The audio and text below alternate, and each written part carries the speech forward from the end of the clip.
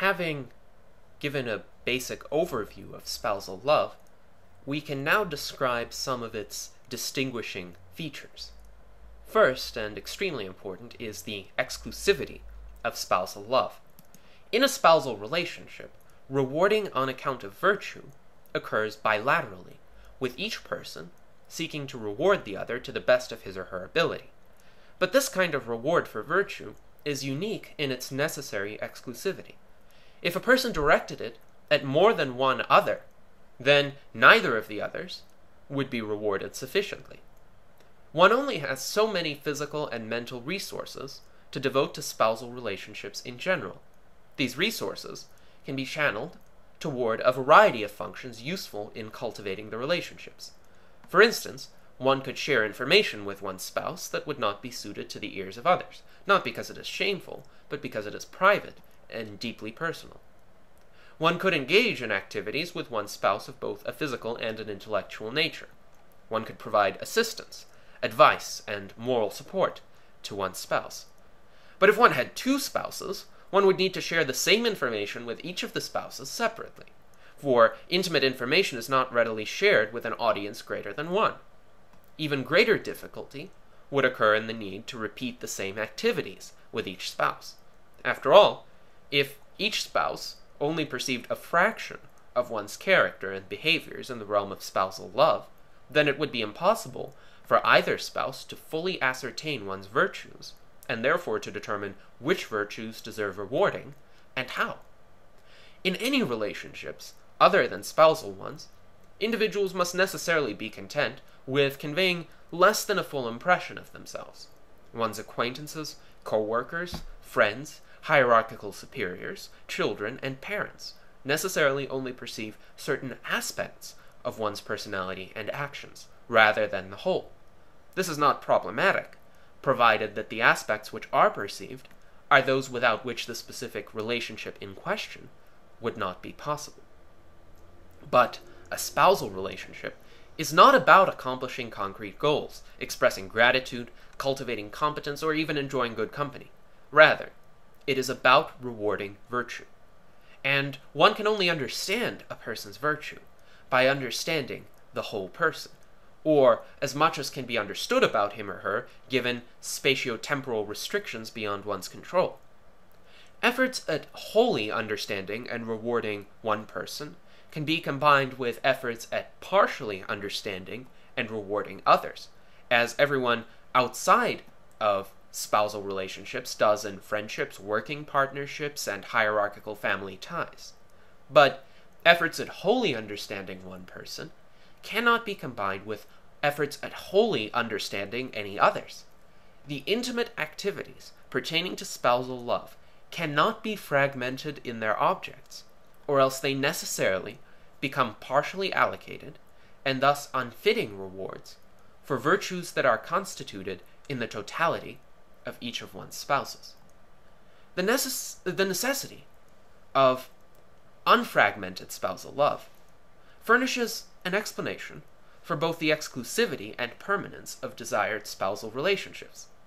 Exclusivity follows from the self-defeating nature of fragmenting spousal love in the present, while permanence follows from the undesirability of such fragmentation intertemporally. The argument for permanence follows from the fact that one's past interactions with a given spouse have already established an extensive context for mutual understanding, support, and activity, which would need to be built anew with another spouse if spouses were changed. To have multiple spouses serially is akin to building a skyscraper at great cost and exertion, only to bulldoze it and start anew at the slightest thought of dissatisfaction with its design or construction.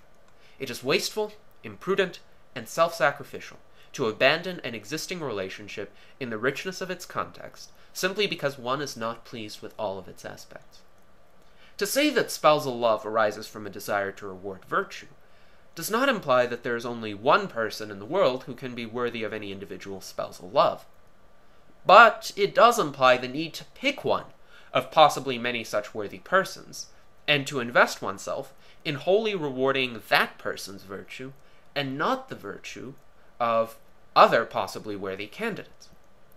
As the spousal relationship develops, however, the compatibility between the spouses increases, because such compatibility is in large part created, even though initial grounds for creating it might be present in the first place. One spouse might initially be one contender among many for receiving rewards from one due to his or her virtue. But in the course of the relationship's unfolding, the spouse becomes the most worthy of such contenders by far. Of course, the legal options for fully consensual breakups and divorces should remain open, for liberty to only engage in moral courses of action is no liberty at all. The realm of legality is of necessity broader than the realm of morality in a free society. However, divorce without good reason, divorce due to boredom, frustration, fatigue, or adventure-seeking, rather than due to the severe moral transgressions of one's spouse, is morally unjustifiable.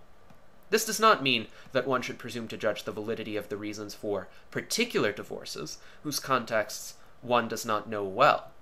When one is in doubt, it is always best to assume that the parties to the divorce had some legitimacy to their actions. However, the general principle that divorce should not be taken lightly can be applied to one's own life far more stringently than it is applied when judging others. We should be civil and tactful, always presuming the best of our fellow human beings that the evidence permits, while striving with the greatest moral and intellectual rigor not to throw away valuable aspects of our own lives. Now we come to the conditionality of spousal love. As is the case with all other kinds of love, spousal love is not exempt from conditionality. After all, one cannot reward for virtue a being that has no virtue. When a rational person enters into spousal love, he surely has a clear perception of the virtues of his beloved. At times, his beloved may depart from one or more of these virtues. But this, per se, is not a condition for severing the relationship of love. Rather, if there is any possibility that the original virtues for which the love was initiated can be regained, or still new ones found and adopted, then the relationship ought to continue. If participants in spousal love only commit reparable transgressions against one another, then the relationship is not lost, and should be perpetuated with the utmost effort made on both sides. By definition, reparable transgressions can be compensated for or undone. Occasional callousness, dishonesty, misunderstanding, and neglect are of course highly undesirable, but their ill effects can be mitigated or eliminated. These are reparable transgressions, as is much of the so-called ordinary unhappiness that is found in many spousal relationships. Instead of seeing such unhappiness as a sign of a lost cause, spouses should view it as a mess that needs cleaning up in order to restore their relationship to a more respectable state. There are, however, transgressions which are irreparable in nature.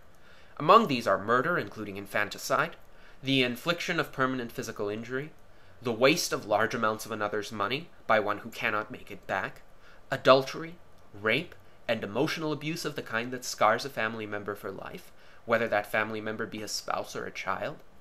To commit these transgressions is to abandon one's claim to virtue. It is to render one unworthy of that kind of love which arises out of a desire to reward virtue. Thus, it is not only perfectly legitimate but morally right to divorce or separate from a spouse who has committed an irreparable transgression of severe magnitude. Hence, spousal love is broadly conditional on at least the possibility of recovering or replacing the virtue which originally motivated it. A rational exponent of spousal love is extremely tolerant and can forgive any offense that a rationally self-interested being can find forgivable.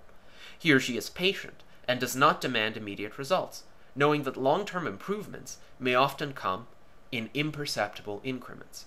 But as reason and common sense dictate, his or her tolerance and patience has its bounds. Giving a person a chance to display virtue does not mean giving that person a blank check to act as he or she pleases, without negative consequences for ill behavior.